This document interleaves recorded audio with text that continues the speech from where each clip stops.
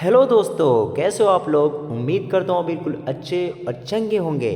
आज हमारा class 10th की इलेक्ट्रिसिटी का ये हमारा दूसरा लेक्चर है। इससे पहले हमने एक लेक्चर करवा दिए हैं जहाँ पे मैंने बहुत ही अच्छे तरीके से एक्सप्लेनेशन की है, शुरुआत की है। ठीक है, वहाँ पे हमने लास्ट टाइम में हमने क्वांटाइजेशन के बारे में पढ़ा, जो कि एक चार्ज की प्रॉपर्टीज़ होती है। ठीक है, तो आपको फिर क्वांटाइजेशन के बारे में एक बार फिर से दोहराता हूँ। ठीक है, तो आपको बता दूँ क्वांटाइजेशन का मतलब, ये क्वांटाइजेशन चार्ज की प्रॉपर्टी, यानी कि जो चार्ज होता है वो हमेशा एक इंटीजर मल्टीपल होता है। ठीक है, वो कैसा होता है, इंटीजर मल्टीपल होता है। यानी कि जो चार्ज होता है हमारा वो कैसा होता है, इंटीजर मल्टीपल होता है। कहने का मतलब ये है, इंटीजर मल्टीपल का मतलब n जो है यहाँ पे 1 2 3 4 5 6 7 ऐसे रखे इन्फिनिट तक। ठीक है, ये n जो होगा नॉट इक्वल टू 1/2 1/3 1/4 1/5। ठीक है, आना ही पॉइंट में भी नहीं होगा, आना ही 10⁻⁵ 10⁻⁶ इस टाइप में, मैंने फ्रैक्शन में नहीं होता है। ठीक है, फ्रैक्शन में नहीं होने का मतलब क्या है, कहने का मतलब है कि यदि कोई बॉडी हमारी है, ये बॉडी हमारी है। ठीक है, ठीक है, अगर इससे एक इलेक्ट्रॉन बाहर निकलता है, एक इलेक्ट्रॉन अगर बाहर निकलता है, मूव होता है, ठीक है, एक इलेक्ट्रॉन इस बॉडी से निकलता है, तो हमारे बॉडी पे एक पॉजिटिव चार्ज आ जाता है। क्या हो जाता है, ये बॉडी कैसी हो जाती है, ये पॉजिटिव चार्ज हो जाती है। ठीक है, तो इस बॉडी पे न्यूमेरिकल के हिसाब से, मतलब कि अलजेब्रिकली कि इसका इतना मान होता है इस पर। ठीक है, मैथमेटिक्स का कितना मान होता है। तो आपको बता दें, अगर किसी बॉडी से एक इलेक्ट्रॉन निकलता है, ठीक है, तो उस पर जो चार्ज होता है 1.6 × 10⁻⁻19 कूलम होता है। ठीक है, यदि किसी बॉडी से 2 इलेक्ट्रॉन निकलते हैं तो उस पर जो चार्ज होगा 2 × 1.6 × 10⁻⁻19 कूलम होगा। यहाँ पे देख रहे हैं, यहाँ पे 2 इलेक्ट्रॉन निकले, 2 × 1.6 × 10⁻⁻19 कूलम हो गया। यानी किसी अगर बॉडी से n इलेक्ट्रॉन निकलते हैं तो उस पर जो चार्ज होगा वो हो गया n × elementary unit of charge, n × e। यही होता है हमारा टोटल चार्ज। ठीक है, ये हमारा टोटल चार्ज होता है। ठीक है, यदि किसी बॉडी से, सब देखिए, यदि हमारा एक बॉडी है, ठीक है, इससे अगर एक इलेक्ट्रॉन, मतलब 4 इलेक्ट्रॉन बाहर निकलते हैं, तो इस बॉडी पे जो चार्ज होगा ना वो कितना होगा, n × e, यानी कि 4 × e होगा। कितना होगा, 4 × 1.6 × 10⁻⁻19 कूलम होगा। ठीक है, यदि इसी बॉडी पे 5 इलेक्ट्रॉन ऐड होते हैं, ठीक है, तो उस पर जो चार्ज होगा, ये देखो, ये गेन हो रहा है, ये लॉस हो रहा है ना, ये इलेक्ट्रॉन लॉस हो रहा है। तो 4 इलेक्ट्रॉन जब लॉस हो रहा है तो इस बॉडी पे कैसा चार्ज होगा, पॉजिटिव चार्ज आएगा। ठीक है, यानी कि पॉजिटिव जो चार्ज होगा वो कितना होगा, 4 × 1.6 × 10⁻⁻19 कूलम। यदि इसी बॉडी पे अगर 5 इलेक्ट्रॉन, या किसी बॉडी पे 5 इलेक्ट्रॉन ऐड हो रहे हैं, तो वहाँ पे उस पर क्या होगा, निगेटिव चार्ज। क्योंकि हमने बताया था कि यदि बॉडी पे चार्ज आता है तो उस पर क्या होता है, निगेटिव चार्ज होता है। जैसे कि अगर हम किसी से उधार लेते हैं तो हम रेडी हो जाते हैं। ठीक, इसी प्रकार यदि किसी बॉडी पर इलेक्ट्रॉन्स आते हैं, जैसे कि 5 इलेक्ट्रॉन्स अगर ये आ रहे हैं, तो इस पर क्या होगा, 5 निगेटिव होगा। ठीक है, ठीक है, और चार्ज कितना हो जाएगा, चार्ज जो कितना होगा, 5 × चार्ज कितना होगा, 5 × 1.6 × 10⁻⁻19 कूलम का क्या होगा, निगेटिव चार्ज आएगा। ठीक है, आप क्या बोलेंगे, निगेटिव चार्ज आएगा। ठीक है, अच्छा, ये नहीं कभी होगा कि किसी बॉडी से 1/2 इलेक्ट्रॉन निकल गए, 1/3 इलेक्ट्रॉन निकल गए, 1/4 इलेक्ट्रॉन निकल गए। ठीक है, ऐसे कभी नहीं होता। फ्रिक्शन में कभी इलेक्ट्रॉन्स बाहर नहीं निकलते। जैसे एग्जांपल एक देता हूं, अगर आपको सीढ़ी पे चढ़ना हो तो आप एक स्टेप करते हैं, फिर उसके बाद दूसरा स्टेप करते हैं, उसके बाद तीसरा स्टेप करते हैं। ऐसा तो है नहीं कि आपने एक स्टेप के बाद 2.5 स्टेप किया है, ये तो पॉसिबल है ही नहीं सीढ़ी पे। ठीक, उसी प्रकार किसी बॉडी से या किसी एटम से जो इलेक्ट्रॉन्स जो निकलते हैं वो हमेशा इंटीजर्स होते हैं, इंटीजर्स मल्टीपल होते हैं। ठीक है, 1 लिख लेंगे, 2 लिख लेंगे, 4 निकलेंगे, 5 लिखेंगे, 6 लिख लेंगे, ऐसे निकलते हैं। ठीक है, यदि उस बॉडी से इलेक्ट्रॉन बाहर निकलते हैं तो उस बॉडी पे क्या हो जाता है, पॉजिटिव चार्ज आता है। अगर उस बॉडी पे इलेक्ट्रॉन ऐड होते हैं तो उस पर कैसे होता है, निगेटिव चार्ज आ जाता है। ठीक है, चलिए आप इसके बारे में थोड़ा सा जानकारी आपको होगी। अब मैं इस पर कुछ न्यूमेरिकल कराता हूँ। ठीक है, हमारी न्यूमेरिकल कराता हूँ, आपको थोड़ा सा आइडिया लगेगा कैसे क्वेश्चन आते हैं। ठीक है, चलिए तो हमारा पहला क्वेश्चन दिया है कि the number of the charge in 1 coulomb of charge will be. ठीक है, the number of charge, the number of charge in 1 coulomb of charge will be, number of charge in 1 coulomb of charge will be, माने कि 1 coulomb का positive charge, एक body है, कहने का मतलब ये है कि एक बॉडी है ना, इस बॉडी पे जो Q है वो +1 कूलम का चार्ज है। टोटल जो चार्ज है 1 कूलम का चार्ज है। ठीक है, तो हमें फाइंड आउट करना है कि कितने इलेक्ट्रॉन इससे बाहर निकले हुए हैं। ठीक है, देखो इस बॉडी पे कितना चार्ज है, 1 कूलम का पॉजिटिव चार्ज है। तो आपको बताओ तो एक इलेक्ट्रॉन पे 1.6 × 10⁻⁻19 कूलम का, देखिए कितना छोटा चार्ज है। तो बताओ ऐसे कितने इलेक्ट्रॉन निकले होंगे कि उस पर 1 कूलम का चार्ज आया होगा। तो लगा देते हैं, Q बराबर होता है N × E। हमें तो Q पता है, 1 कूलम का चार्ज। ठीक है, और ये N हमें पता नहीं कितने इलेक्ट्रॉन निकले हैं। ठीक है, और E की वैल्यू कितनी होती है, एलिमेंट्री चार्ज 1.6 × 10⁻⁻19 कूलम। ठीक है, ये नीचे जाएगा तो 1/1.6 × 10⁻⁻19 कूलम। C से C कट जाएगा। ठीक है, N तो इसकी संख्या कितनी हो जाएगी, ये इसको कैलकुलेट करेगा 6.25 × 10⁻18 इलेक्ट्रॉन। ठीक है, अगर ये 6.2825 × 10⁻18 इलेक्ट्रॉन अगर इस बॉडी से क्या होते हैं, बाहर निकल जाते हैं, तब इस पर 1 कूलम का क्या होगा, चार्ज आता है। ठीक है भाई, चलिए दूसरा क्वेश्चन अगर हम बनाते हैं तो देखिए एक बॉडी है। ठीक है, इस पे बोल देता है कि इस पे बोलता है कि -2 कूलम का निगेटिव चार्ज है। तो निगेटिव चार्ज का मतलब जैसे ही क्वेश्चन में बोले कि 2 कूलम 10 कूलम का निगेटिव चार्ज है या पॉजिटिव चार्ज है, तो फर्स्ट दिमाग में जाना चाहिए कि अगर ये निगेटिव चार्ज बोल रहा है यानी कि इस पे इलेक्ट्रॉन का हुए हैं, ऐड हुए हैं। तो कितने इलेक्ट्रॉन ऐड हुए हैं कि 2 कूलम का चार्ज आया है। तो बता दो फिर क्वेश्चन कैसे, Q बराबर होता है N × E। Q की वैल्यू कितनी है, 2 कूलम। ठीक है, ठीक है, ये हमें चिन्ह नहीं लगाना। ठीक है, क्योंकि हमें तो आइडिया लगी गया है ना कि ये इस पे इलेक्ट्रॉन का हुए हैं, ऐड हुए हैं। ठीक है, तो Q बराबर 2 कूलम, N × 1.6 × 10⁻⁻19 कूलम। इसको ऐसे करोगे तो 2/1.6 × 10⁻⁻19 कूलम, ये ऊपर चला जाएगा। ठीक है, तो कैसे होगा, 2 × 10⁻19 अब बटा में 1.6। ठीक है, इसको 10 यहाँ पे दो, या तो दोनों ऊपर नीचे का 10 से गुणा कर देते हैं, ऊपर 10 नीचे 10 से गुणा करते हैं। ठीक है, तो बताओ कितना होगा, ये हो जाएगा हमारा 2 और ये हो जाएगा 16 × 10⁻19। 2 से करो 1/8, फिर 8 से करो 8 टिक्कम, तो कैसे दे। ठीक है, 2 से करो 8 से 8 टिक्कम 8 दूना के 16, यानी कि कितना होगा हमारा टोटल, तब बताइए 0.012 × 10⁻19 कूलम का क्या होगा, इतने नंबर ऑफ इलेक्ट्रॉन्स होंगे, नंबर ऑफ इलेक्ट्रॉन्स होंगे। ठीक है, यानी कि N बराबर हमने कैलकुलेट कर दिया, N बराबर, ठीक है, N बराबर हमने कैलकुलेट कर दिया। ठीक है, ठीक है,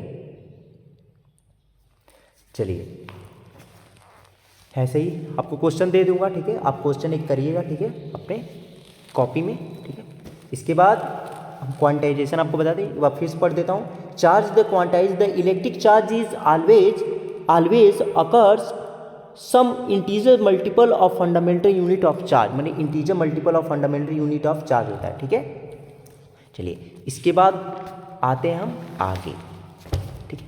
चार्ज की हमने प्रॉपर्टी पढ़ी, क्वांटाइजेशन। अब इसके बाद चार्ज की प्रॉपर्टीज ये है कि the numerical value of elementary charge, the numerical value of elementary charge है जो ई है, ई की वैल्यू 1.6 × 10⁻⁻19 कूलाम, ये जो है इंडिपेंडेंट ऑफ वेलोसिटी, ये वेलोसिटी से इंडिपेंडेंट होती है। यानी कि अगर चार्ज यदि इलेक्ट्रॉन पे चार्ज है, ठीक है, 1.6 × 10⁻⁻19 कूलाम, अगर वो मूव कर रहा है तो उसकी वेलोसिटी क्या होगी, बढ़ेगी। अगर वो घट रही है या बढ़ रही है तो चार्ज क्या होता है, चेंज नहीं होता है। चार्ज क्या होता है, चेंज नहीं होता है। इसका कैसे प्रूफ होगा, इसका प्रूफ एटम की न्यूट्रलिटी से पता चलता है। क्योंकि आपको पता है कि इलेक्ट्रॉन का जो मास होता है वो प्रोटॉन की मास से क्या होता है, कम होता है, ठीक है। अच्छा, हल्की चीज़ है, हल्की चीज़ को मूव कराना और भारी चीज़ को मूव कराना किसमें ज़्यादा एफर्ट लगाना पड़ता है, भारी चीज़ों को। सेम फोर्स से अगर दो चीज़ों को खींच रहे हैं हम, एक भारी चीज़ है एक हल्की चीज़, एक भारी चीज़ है, ठीक है, एक हैवी चीज़ है, एक भारी चीज़ है और एक हल्की चीज़ है, ठीक है। इससे भी सेम फोर्स से खींच रहे हैं, इससे भी सेम फोर्स से खींच रहे हैं, ठीक है। तो इसको जब खींचेंगे सेम फोर्स से तो हल्की है तो ये जल्दी से आ जाएगी, फट से मूव करेगी, तेजी से मूव करेगी। और ये भारी चीज़ है तो ये धीरे से मूव करेगी, यानी कि इसकी वेलोसिटी कम होगी और इसकी वेलोसिटी क्या होगी, ज़्यादा होगी। तो एटम जो होता है हमारा, एटम में इलेक्ट्रॉन्स होते हैं और प्रोटॉन्स होते हैं। आपको पता है इलेक्ट्रॉन मूव करते हैं। जब इलेक्ट्रॉन मूव करते हैं तो जब इलेक्ट्रॉन मूव करेंगे तो अगर उसका चार्ज बदलेगा तो जितना इलेक्ट्रॉन पे चार्ज होता है उतना ही प्रोटॉन पे चार्ज होगा। तो जब मूव करेगा इलेक्ट्रॉन तो अगर उसका चार्ज बदलेगा तब तो प्रोटॉन का चार्ज वही रहेगा, तब तो इसका चार्ज और प्रोटॉन का चार्ज दोनों डिफरेंस हो जाएगा। तब एटम न्यूट्रल कैसे होगा, एटम न्यूट्रल नहीं होगा, ठीक है। तो ये इससे तो न्यूट्रलिटी जो होगी वायलेंस हो जाएगी, ठीक है। तो इलेक्ट्रॉन का जो चार्ज होता है वो वेलोसिटी के साथ वेरी नहीं करता, ठीक है। ये कैसे पता चलेगा, एटम की न्यूट्रलिटी से, हमने आपको एक्सप्लेन कर दिया कैसे होता है, ठीक है। तो देखिए मास ऑफ इलेक्ट्रॉन जो होता है 9.1 × 10⁻21 kg, ठीक है। मास ऑफ प्रोटॉन होता है 1.6, देखिए 1.6 × 10⁻37 kg। देखिए ये जो है भारी है, प्रोटॉन जो है भारी है, किससे, इलेक्ट्रॉन से।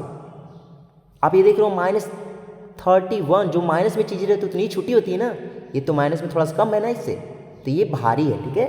अब मास ऑफ न्यूट्रॉन जो होता है 1.6 × 75 × 10⁻27 kg, ठीक है, ठीक है। ये आप अपनी कॉपी में क्या लिख लीजिएगा, इसे याद कर लीजिएगा, ठीक है, यूज़ होता है न्यूमेरिकल में, ठीक है। अब आप क्या करते हैं, कंपैरिजन करते हैं चार्ज और मास का और चार्ज का कंपैरिजन करते हैं। चार्ज और मास में क्या डिफरेंस है, ठीक है। तो आपको बता दो, पहला इसका पॉइंट लिखते हैं कि charge can B positive, negative and zero. हमने बताया चार्ज जो है पॉजिटिव भी हो सकता है, नेगेटिव भी हो सकता है और जीरो भी हो सकता है। जैसे कि इलेक्ट्रॉन पे चार्ज कैसा होता है, नेगेटिव, प्रोटॉन पे पॉजिटिव और न्यूट्रॉन पे जीरो। लेकिन मास क्या होती है, मास जो होता है हमेशा क्या होता है, पॉजिटिव होता है। कभी आप मार्केट गए हो और जाके कहे हो कि -10 kg आलू दीजिए, ऐसा तो बोलते नहीं हो। -5 kg आटा दीजिए, ऐसा तो बोलते नहीं है।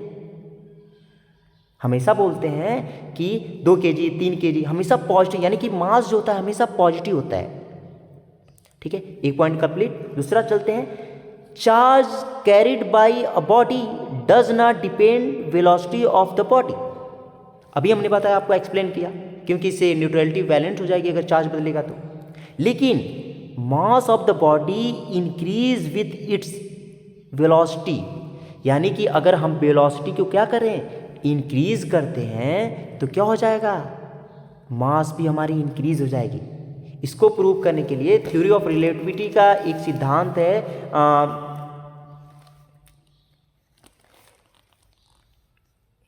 ये है हमारा कि मास बराबर होता है, मास जो होता है एम नॉट अपान वेलोसिटी के साथ जो इसका रिलेशन है minus v square upon c square. आपको बता दें ये जो है स्थित अवस्था में, स्टैटिक स्टेट में इसका मास है, मतलब स्थिर अवस्था में मास है, ठीक है। एक बॉडी जो है स्थिर है, ठीक है, इस टाइम का इसका मास है, ठीक है। और ये जो है सी जो है वेलोसिटी ऑफ लाइट, ठीक है, वेलोसिटी ऑफ लाइट। आपको बता दें 3 × 10⁸ मीटर पर सेकेंड, देखिए बहुत ज़्यादा होती है ये, ठीक है भाई। चलिए अब हम क्या करते हैं, अगर इसकी वेलोसिटी को, इस मास जो है ये मास m है, इसकी अगर वेलोसिटी को हम क्या कर देते हैं, इंक्रीज कर देते हैं। कितना कर देते हैं, लाइट के बराबर कर देते हैं, तो इसका मास जो होगा क्या हो जाएगा, बढ़ जाएगा। देखो कैसे बढ़ेगा, m नॉट अंडर 1 माइनस, और c के बराबर इसकी वेलोसिटी कर देते हैं, तो सी square upon c square cut गया, ये 1 अपान 1 minus 1 m not upon √1 minus 1, यानी कि m अपान 0। और ये कितना होता है, आपने पढ़ा होगा m अपान, यदि किसी संख्या के बटा में अगर 0 होता है वो कैसा होता है, इनफाइनाइट होता है, यानी कि उसका मास कैसा हो जाएगा, इनफाइनाइट, ठीक है। तो क्या होता है, मास जो होता है वेलोसिटी के साथ क्या करता है, वेरी करता है, ठीक है। आप इसको ऐसे लिख भी सकते हैं, ठीक है, कैसे होता है, ठीक है। तो मास जो होता है वो क्या करता है, इंक्रीज करता है विथ इट्स वेलोसिटी, और हमने यहाँ पे सब हमने लिख दिया है यहाँ पे, ठीक है। ये हमने नोट्स में आपको दे देंगे, ठीक है, ये सब हमने लिख दिया। उसको कैसे इंक्रीज करता हमने यहाँ पे वेलोसिटी जो है लाइट की वेलोसिटी के बराबर करके हमने बता भी दिया कि इनफाइनाइट मास हो गया, ठीक है भाई। चलिए अब हम आते हैं आगे, ठीक है। ये हमारी प्रॉपर्टीज़ है, ये तीसरी प्रॉपर्टीज़ है कि electric charge can B attract या रिपल्सिव। अट्रैक्टिव चार्ज जो होते हैं वो हमारा अट्रैक्टिव भी होते हैं और रिपल्सिव भी होते हैं। हमने बताया आपको कि प्लस प्लस एक दूसरे को क्या करेंगे, रिपेल करेंगे, और प्लस माइनस एक दूसरे को क्या करेंगे, अट्रैक्ट करेंगे, ठीक है। और अगर मास में बात की जाए तो force between two masses is always attractive.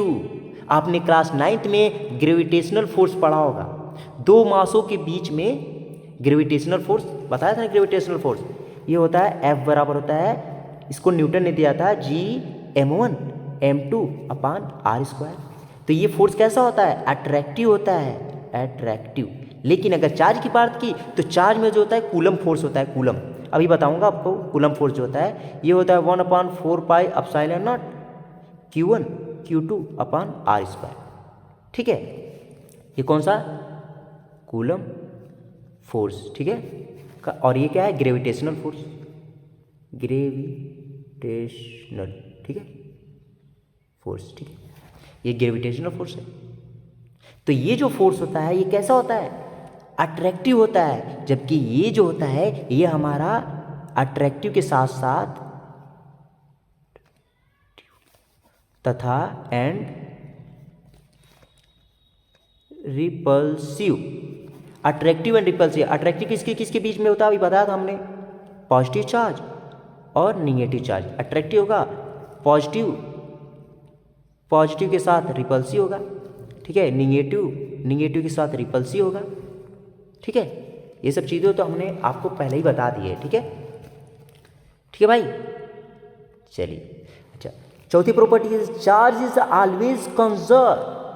हमने आपको पहले ही बताया था, या तो कोई केमिकल रिएक्शन हो या रेडियो एक्टिव जो पदार्थ होते हैं उनका उसमें से अल्फा बीटा पार्टिकल्स निकलते रहते हैं, लेकिन उसमें जो चार्ज होता है इधर डीके से पहले और डीके के बाद, मतलब टूटने से पहले और टूटने के बाद, लेकिन चार्ज क्या होते हैं, सेम होते हैं। यानी कि चार्ज जो होता है हमारा कंजर्व होता है, लेकिन मास हमारा कंजर्व नहीं होता है। आइंस्टीन की एक इक्वेशन है E बराबर mc², बहुत ही शानदार इक्वेशन है, E बराबर mc²। इसके अनुसार देखिए एनर्जी का डायरेक्ट रिलेशन किससे है, मास से है। यानी कि मास को हम एनर्जी में क्या कर सकते हैं, कन्वर्ट कर सकते हैं। तो कहाँ कंजर्व है, मास कंजर्व थोड़ी है, लेकिन चार्ज क्या है, कंजर्व है। ठीक है भाई। चलिए इसके बाद मैं इलेक्ट्रिसिटी अभी नहीं बताऊंगा, इससे पहले मैं थोड़ा सा और चीज़ें बता देता हूँ आपको। मैं आपको बताता हूँ यहाँ पे इलेक्ट्रिक चार्ज के बारे में। ठीक है, तो इलेक्ट्रिक चार्ज को जानने से पहले हम कूलम फोर्स के बारे में पहले आप जान लेते हैं, कूलम फोर्स क्या होते हैं। ठीक है, कूलम फोर्स, ठीक है, दो चार्ज जैसे Q1 एंड Q2 है ना, इनके बीच हमेशा एक, अगर दो पॉजिटिव चार्ज है तो इनके बीच रिपल्सिव फोर्स होगा। तो रिपल्सिव फोर्स कैसे कैलकुलेट किया जाता है, उसको कैलकुलेट कौन किया, कूलम नामक वैज्ञानिक ने किया। ठीक है, कूलम नामक वैज्ञानिक ने किया था। ठीक है, इसे कूलम्स लॉ बोला जाता है। ठीक है, according to this law the force of attraction या repulsive between two electric charges is, जो है, directly proportional to the product of the magnitude of two charges and inversely proportional to the square of the distance between this charges. ठीक है, इसका मतलब ये है, उन्होंने बताया था कि दो चार्जों के बीच में जो अट्रैक्टिव या रिपल्सिव जो फोर्स है वो उनके चार्ज के मैग्नीट्यूड के प्रोडक्ट के बराबर होता है, प्रोडक्ट के समानुपाती यानी कि प्रोपोर्शनल होता है, और उनके बीच की दूरी के वर्ग के, उनके बीच के डिस्टेंस के वर्ग के यानी स्क्वायर के इन्वर्सली प्रोपोर्शनल होता है। ठीक है, तो वही चीज़ें, दो चार्जें हैं Q1 और ये Q2, उनका जो फोर्स होता है वो दोनों चार्जों के प्रोडक्ट की क्या होता है, समानुपाती होता है, और उनके बीच की दूरी के वर्ग के व्युत्क्रमानुपाती यानी इन्वर्सली प्रोपोर्शनल होता है। यानी कि F बराबर हो जाएगा Q1 Q2 अपॉन R। ये प्रोपोर्शनल चीज जो हटेगा, प्रोपोर्शनलिटी कांस्टेंट, तो ये यहाँ पे K आता है, तो K Q1 Q2 upon R। ये क्या है, कांस्टेंट प्रोपोर्शनलिटी, या तो बोलते हैं कूलम कांस्टेंट बोलते हैं। क्या बोलते हैं इसे, कूलम कांस्टेंट। इसे क्या बोलते हैं, या क्या बोलेंगे, कूलम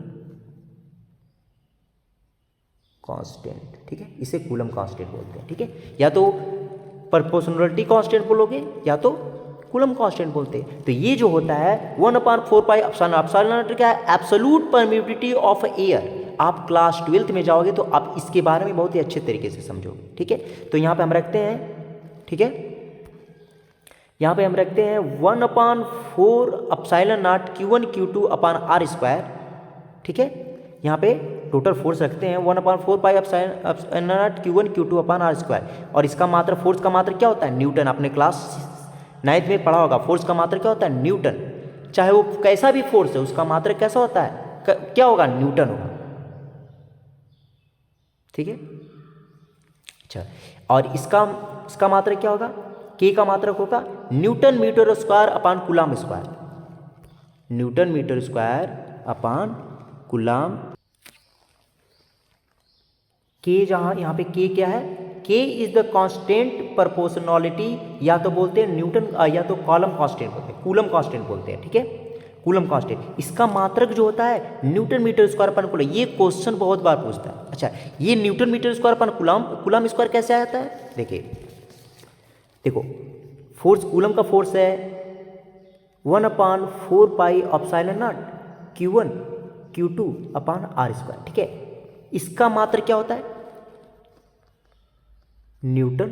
ठीक है, इसका मात्र क्या होगा, न्यूटन, तो इसको n रखो। ठीक है, 1/4, इसका ये जो है कांस्टेंट चीज है, कांस्टेंट का मात्रक होता ही नहीं है, ये यूनिट लेस होता है, यूनिट लेस है। ठीक है, ये यूनिट लेस है। ठीक है, तो इसको हटाओ, अब वो अपन एप्सिलॉन नॉट बचा है केवल, और कूलम। अब चार्ज का मात्रक क्या होगा,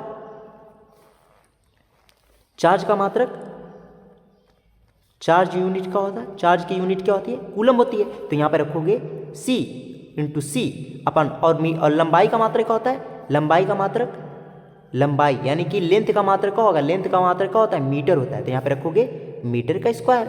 अब इसको हमें फाइंड आउट करना है, तो इसको इधर ले जाओ, ठीक है, इसको क्या करें, इधर ले जाते हैं, तो इधर ले जाएंगे क्या होगा, एप्सिलॉन नॉट। ठीक, ये तो एप्सिलॉन नॉट का निकल गया ना, एप्सिलॉन नॉट का निकल गया यार।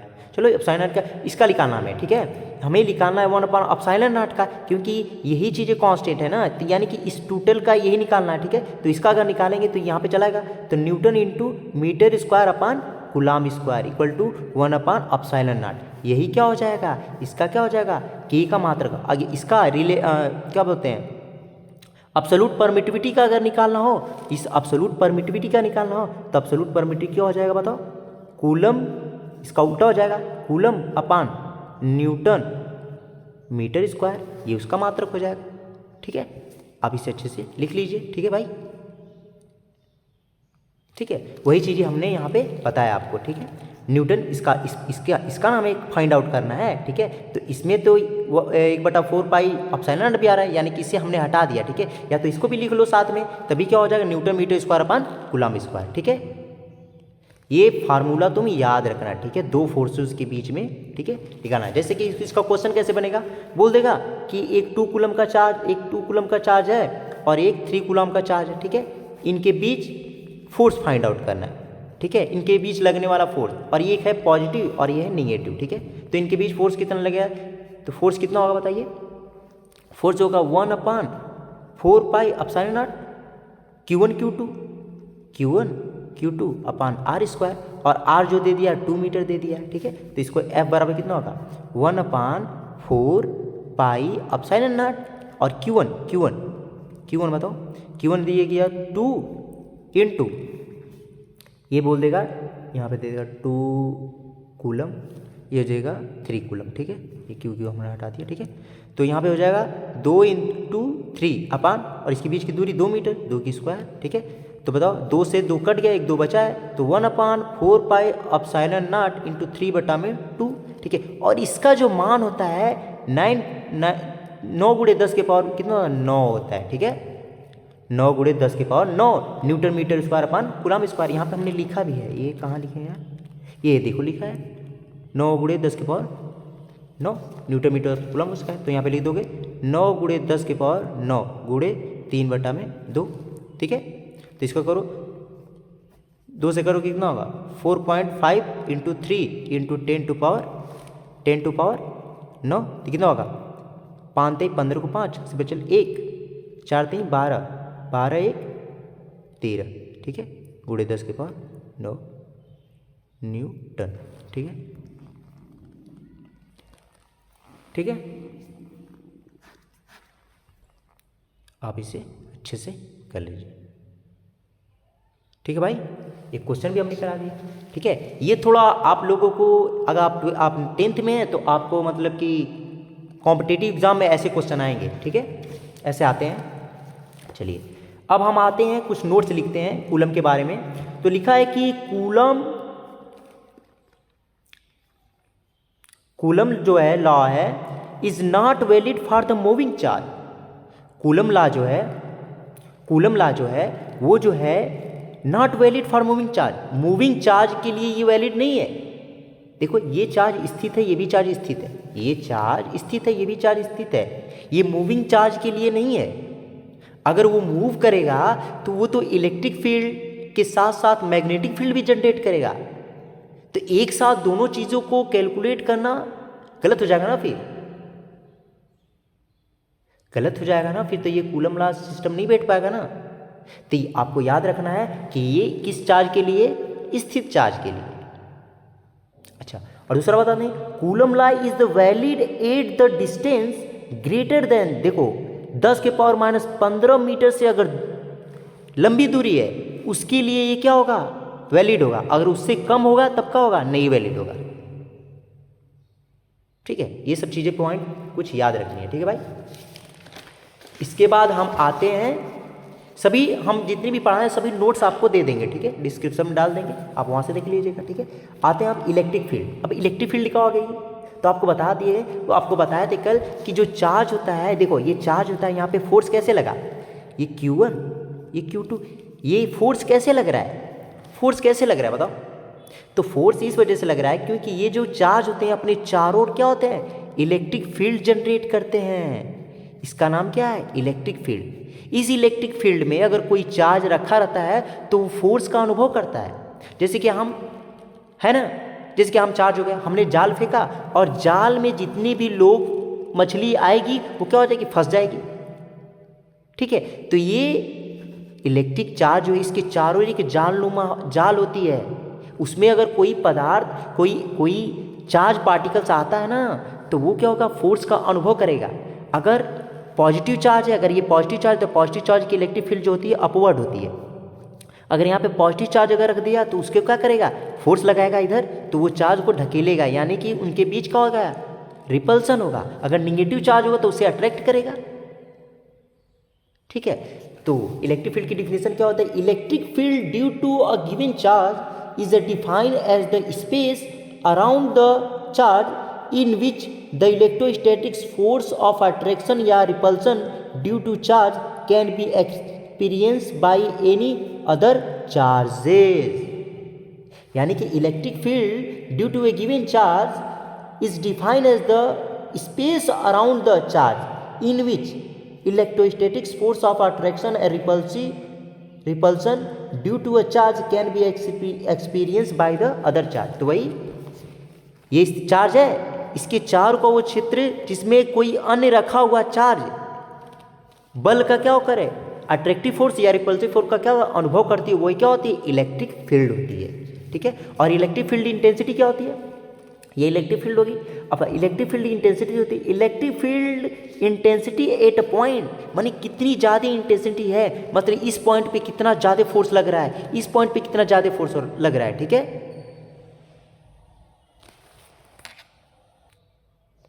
इलेक्ट्रिक फील्ड के बारे में हमने बताया। ठीक है, और इलेक्ट्रिक फील्ड इंटेंसिटी क्या होती है, electric field intensity at a point is the strength of electric field. यानी कि जो चार्ज है, जो हमारा चार्ज है, अपने चारों जो इलेक्ट्रिक फील्ड बनाया है, इलेक्ट्रिक फील्ड जो बनाया है वो किस पॉइंट पे कितना फोर्स लगा रहा है वो उसकी इंटेंसिटी से पता चलती है। ठीक है, अगर चार्ज इसके पास रहेगा तो ज़्यादा फोर्स लगाएगा, अगर दूर रहेगा तो इसकी इंटेंसिटी क्या हो जाएगी, वीक हो जाएगी। ठीक है, तो क्या होगा, डेफिनेशन क्या होगा, the force experience by the unit positive charge place at that point in a electric field. ठीक है, the force experienced bye a unit positive charge, मतलब कि अगर Q चार्ज पे F फोर्स लग रहा है तो उसके एकांक यूनिट चार्ज पे कितना फोर्स लग रहा है उसे बोलते हैं इंटेंसिटी। क्या बोलते हैं, इलेक्ट्रिक फील्ड की इंटेंसिटी। तो देखो, अगर देखो F फोर्स लग रहा है Q चार्ज पे, ठीक है, तो यूनिट चार्ज पे कितना है, 1/Q लगे, यही क्या होती है, इंटेंसिटी। ठीक है, तो यही हमने लिखा है कि if the F is the force acting on the test charge Q naught क्या है, ये टेस्ट चार्ज है। टेस्ट चार्ज जो होता है ना वो खुद अपनी इलेक्ट्रिक फील्ड नहीं चलने देती, पता चले कि इसका इलेक्ट्रिक इंटेंसिटी ज्ञात करना, ये भी इलेक्ट्रिक फील्ड फैलाने लगे। ठीक है, तो एग्जैक्ट नहीं पता चल पाएगा ना, तो ये जो टेस्ट चार्ज होता है इसकी इलेक्ट्रिक फील्ड हम नगण्य मापते हैं। ठीक है, जिसका निकालना रहता है बस उसको उसके पास रखते हैं। ठीक है, और फाइंड आउट करते हैं। तो देखो, तो हो जाएगा if the force is the force acting on the test charge Q naught at any point, then electric field intensity क्या हो जाएगी, F/Q नॉट। ठीक है, ठीक है, आप अच्छे से उसको देख लीजिएगा। Electric field is the vector quantity, इसकी वेक्टर क्वांटिटी, इसकी दिशा होती है। ठीक है, वेक्टर क्वांटिटी क्या होती है, वेक्टर क्वांटिटी वे होती हैं जिनके पास दिशा के साथ साथ उनके पास मैग्नीट्यूड भी होती है। ठीक है, और स्केलर क्वांटिटी क्या होती है, जिनके पास कोई फिक्स दिशा नहीं होती है। ठीक है, एक फिक्स दिशा नहीं होती, उसके मैग्नीट्यूड तो होते हैं लेकिन एक फिक्स दिशा नहीं होती है।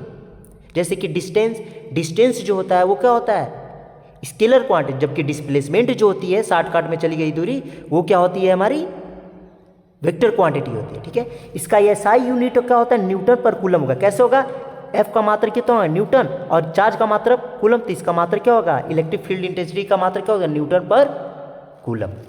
ठीक है भाई, अब बस हमने पढ़ लिया। ठीक है, अगर आपको अच्छा लगे तो वीडियो को जरूर से लाइक करिएगा। ठीक है, बाय।